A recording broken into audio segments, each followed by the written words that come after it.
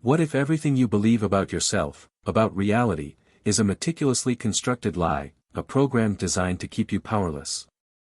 This isn't some fringe conspiracy, this is the core teaching of ancient wisdom, a truth hidden in plain sight, and it's time you woke up to it. If you're feeling that nagging sense of emptiness, that feeling of being trapped in a meaningless cycle, then stay with me, because what I'm about to reveal will change everything. The great sages throughout history, across all cultures, have warned us about this illusion. The Hindus called it Maya, the veil that obscures reality. Plato described it in his famous Allegory of the cave, where prisoners, chained from birth, mistake shadows on a wall for the totality of existence. Are you one of those prisoners?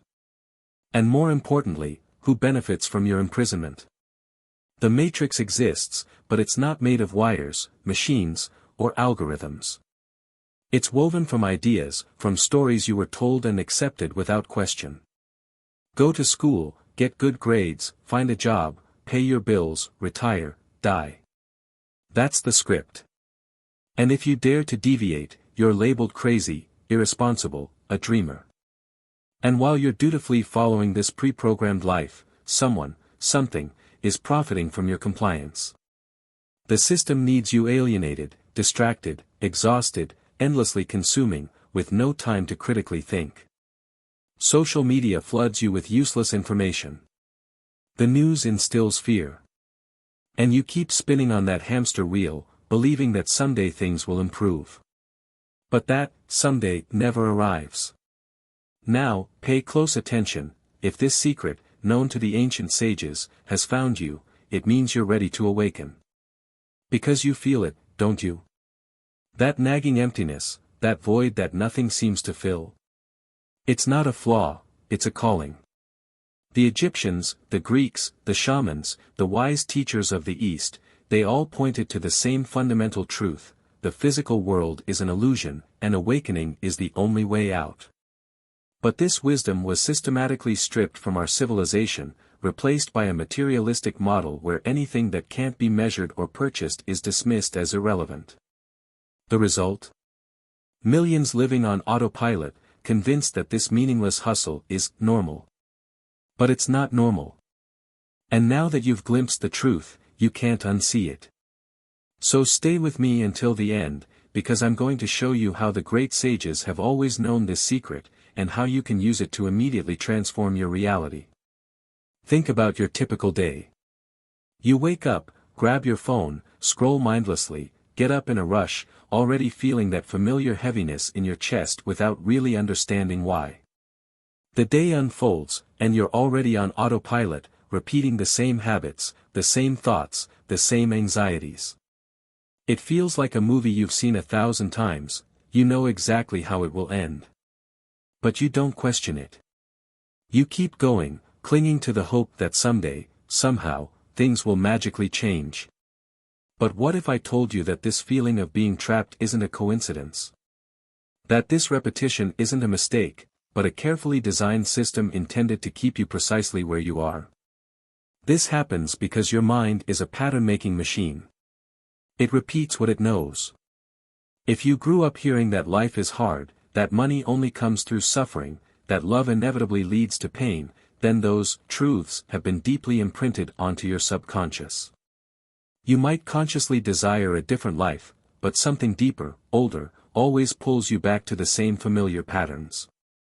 Because your mind doesn't prioritize your happiness, it prioritizes your survival. And to your mind, what's familiar equals safe, even if that safety is a cycle of pain, scarcity, and frustration. The worst part? You're often completely unaware that you're perpetuating this loop. Every time a past trauma resurfaces, you react in the same ingrained way: fear, anxiety, resentment, self-pity. They flood back, seemingly automatically, because they are programmed. Your mind replays your pain, your disappointments, your perceived failures, every single day, without your conscious consent. And that's how the victim narrative is born. The world hurt me, life didn't give me a fair chance, people betrayed me, nothing ever works out for me. This story runs in your mind like a silent, insidious mantra, shaping your self-perception.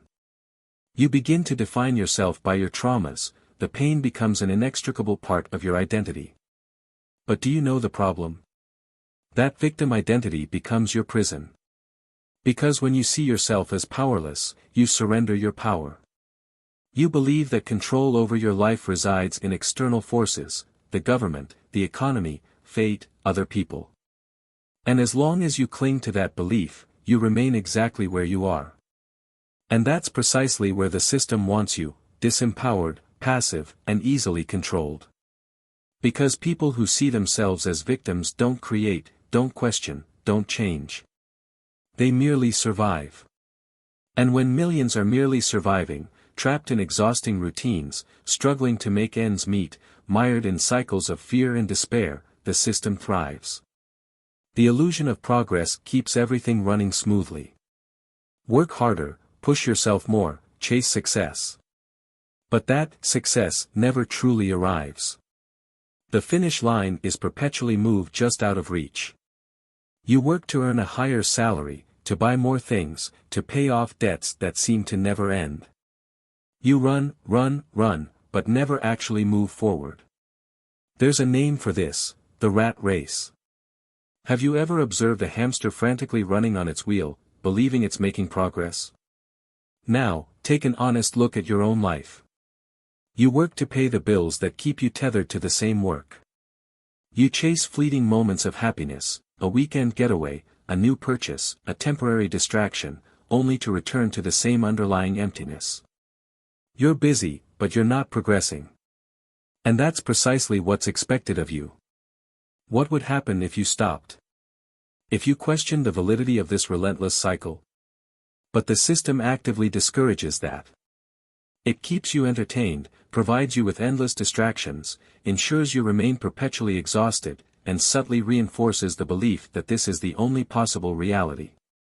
Because if you glimpse the truth, if you realize that this race is a carefully constructed illusion, then the entire edifice begins to crumble. But what if I told you that this truth has already been revealed? That thousands of years ago, great masters, enlightened beings, attempted to awaken humanity, warning us that all of this, the endless striving, the illusion of control, the pervasive sense of emptiness, is nothing more than a mental game. The problem? Few truly understood. Few were truly ready. Jesus, Buddha, Socrates, Hermes Trismegistus, they all conveyed the same essential message, expressed in different ways, adapted to different cultures and times. But the core teaching remained consistent: the world you perceive is not the real world. You are trapped in an illusion, but there is a way out. Jesus declared, "The kingdom of heaven is within you." Yet where did people search? Externally. In temples, churches, gurus, spiritual leaders, always seeking salvation from outside themselves, perpetually waiting for someone else to show them the way. But the truth is within. It always has been. Buddha taught that all suffering originates in the mind, that attachment, desire, and fear are the invisible chains that bind us to an endless cycle of pain. But who truly listened? Who truly grasped that the key to liberation lies not in altering the external world but in transforming our perception of it? Socrates relentlessly challenged people, questioning their assumptions, pushing them to the point where their own logic collapsed. Because he understood that true wisdom isn't about accumulating knowledge, it's about unlearning. It's about examining everything you've been taught and daring to ask, what if all of this is a lie? And Hermes Trismegistus, the legendary father of Hermetic wisdom, was even more explicit: as within, so without. As above, so below. What does this cryptic phrase mean?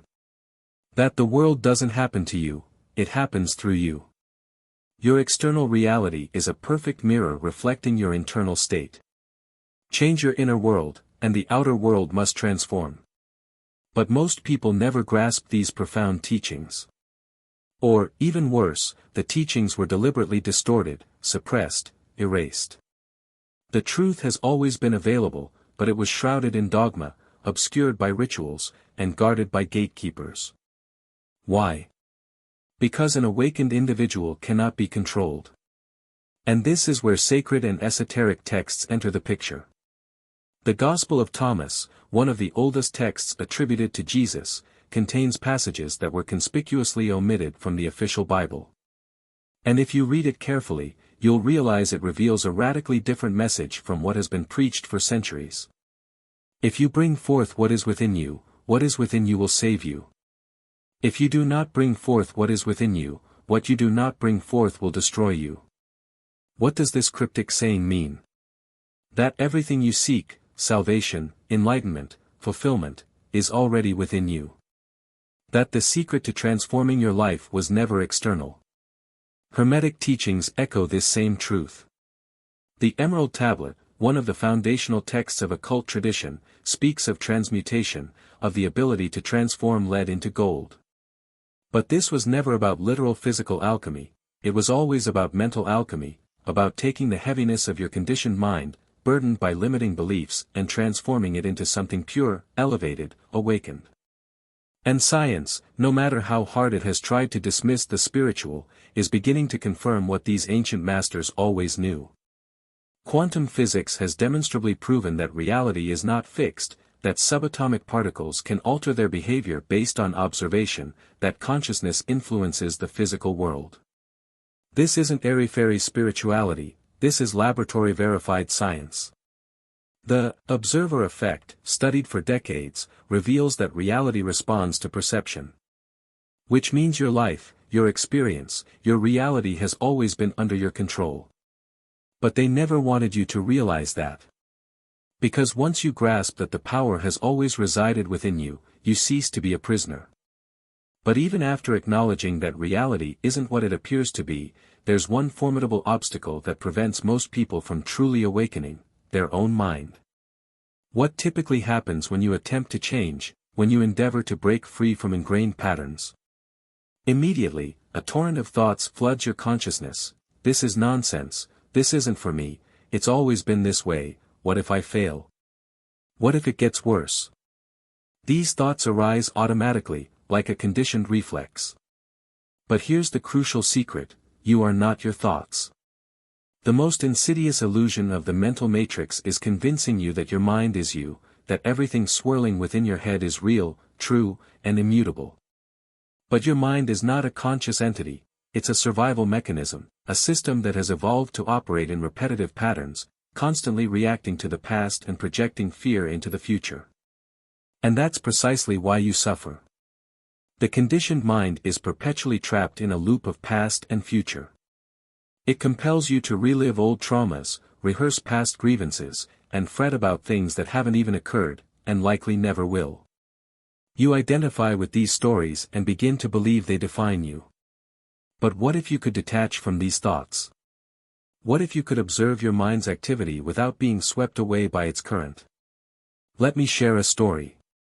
A disciple approached his master and lamented, "Master, my mind won't be still. It torments me with thoughts of the past and anxieties about the future. How can I find peace?" The master gestured towards a nearby river. "Look at that river," he said. "It flows ceaselessly, doesn't it? But you are not the river. You are merely sitting on the bank, observing its flow." The disciple looked at the river, perplexed. "But master," he said, "what about the thoughts?" The master smiled. "They are like the water, constantly flowing. The problem is, you jump into the river and allow yourself to be carried away by the current. You struggle, you fight, you drown. But if you simply observe, without reacting, you'll realize the river continues to flow, but it doesn't control you. That's the key. The mind will never cease generating thoughts, but you can choose not to be controlled by them. This understanding is central to a profound teaching called non-duality, often associated with Advaita Vedanta. What does it mean? It means that the notion of a you, separate from everything else, is a fabrication of the mind. Your mind has constructed an identity, a self, that carries memories, beliefs, stories, and traumas.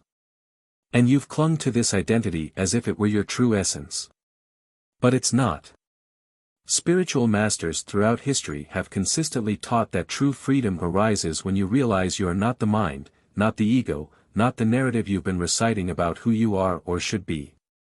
When you cease identifying with the ceaseless stream of thoughts, something extraordinary happens, you return to the present moment. And the present moment is the only real moment. Think about it. Where is the past? It exists solely in your memory.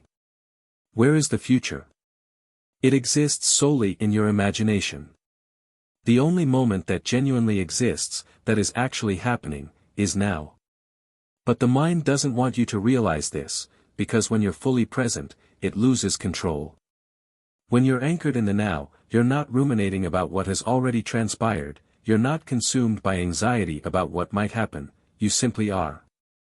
You simply exist. And in this state of pure presence, all suffering dissolves. The problem is, we've been conditioned to live outside the present moment. Just observe yourself throughout the day. How often are you truly here, fully engaged in what you're doing? Or is your mind constantly flitting between regrets about the past and worries about the future? The matrix thrives on this perpetual distraction.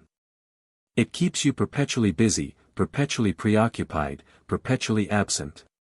But try, just for a moment, to stop. Feel your breath. Listen to the sounds around you. Notice the sensations in your body. Be here, now. In this precise moment, everything is perfectly okay. This is the escape hatch from the mental matrix. You are the creator of your life. If you've grasped that you are not your mind and that your thoughts are merely a program running on a loop, then we've now reached the pivotal point: who is truly in control of your life? The matrix wants you to believe it's external forces, circumstances, the government, the economy, your family, your past. But that's the ultimate deception. The true prisoner isn't the one in physical chains, it's the one who believes they cannot escape. The victim mentality is what keeps the vast majority of people ensnared. Have you ever encountered someone who's perpetually complaining, who attributes all their misfortunes to external factors? I'm like this because I had a difficult childhood, I can't succeed because no one gives me a chance, I've always been unlucky. These phrases may appear innocuous, but they are, in effect, spells, affirmations that actively shape the reality of those who utter them. And here's the secret that the great masters have always understood: you attract what you believe to be true. This isn't superstition, it's a fundamental law of the universe. When you perceive yourself as a victim, your mind diligently seeks out evidence to corroborate that belief. You begin to notice only obstacles, problems, and limitations.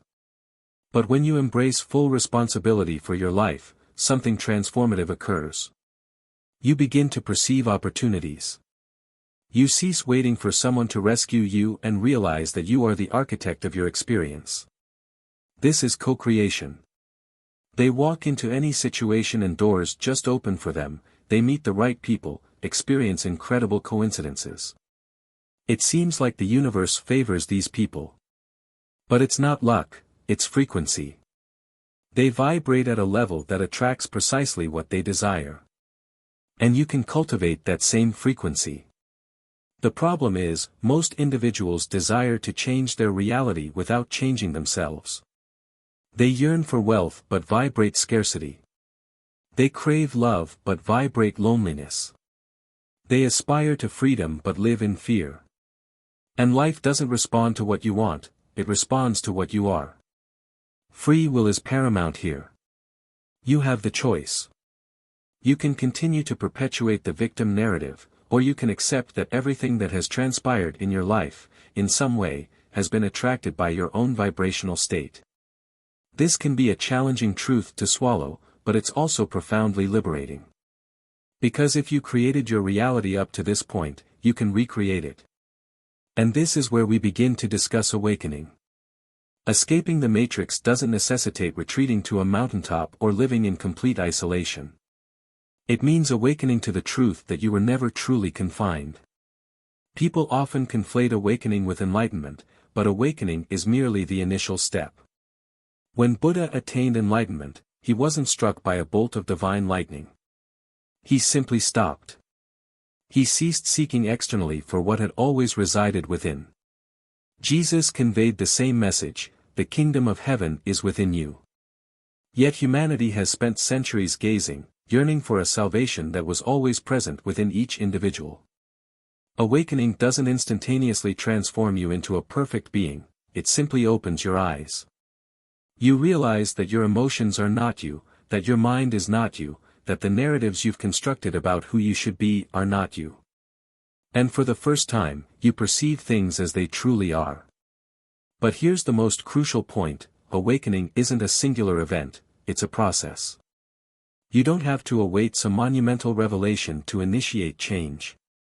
Small, consistent, daily shifts begin to dismantle the illusion. The simple act of observing your thoughts without reacting is a huge step. Practicing presence, consciously choosing what to feel, what to say, what to believe, all of this is part of awakening. And when you wake up, reality shifts.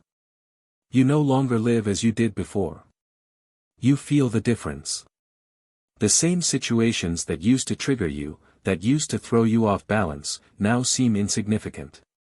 What once irritated you now simply passes by, like the wind.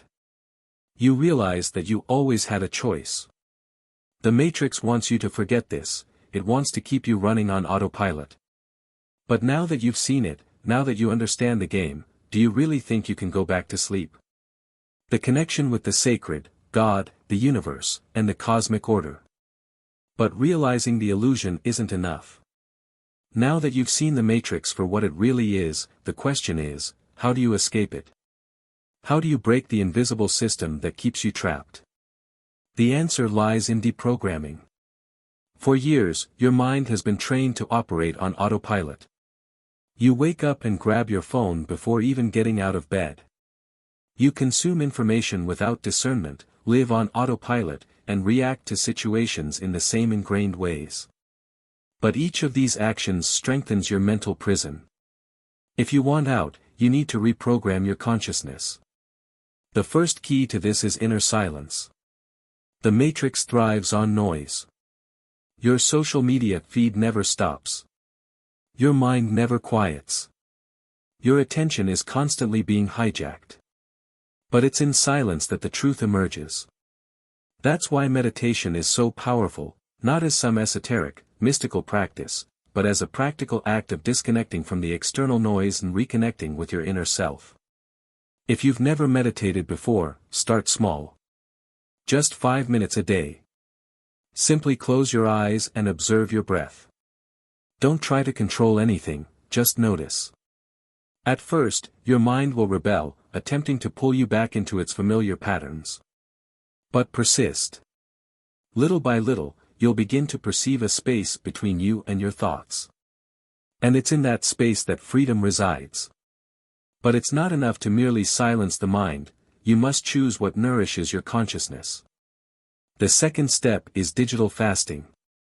The system feeds on your attention. With every notification, every sensational headline, every pointless online debate, your energy is being siphoned. You're being manipulated without even realizing it. The only way to break this cycle is to disconnect from the external noise and reconnect with your own energy field. Try going a day without social media. Then an entire weekend. Observe how your mind reacts. Initially, it may feel uncomfortable, as if you're missing out on something. But soon, you'll realize that the real loss was all the time and energy you were squandering, feeding on empty stimuli.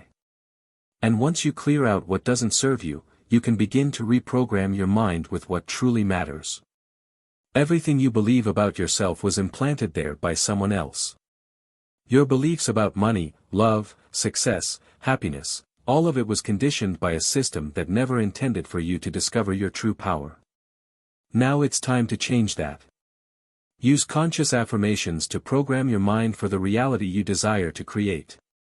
Write down new truths and repeat them daily: I am free, I am prosperous, I am aware. Say them with conviction. Feel the truth behind the words. Your subconscious mind doesn't differentiate between reality and imagination.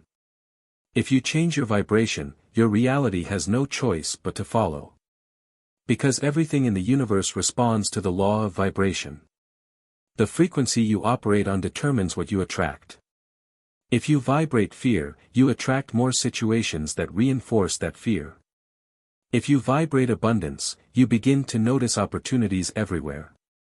If you vibrate presence, you begin to experience life in a completely different dimension. And when you change internally, the external world has no choice but to mirror that change. But there's something even deeper in this journey.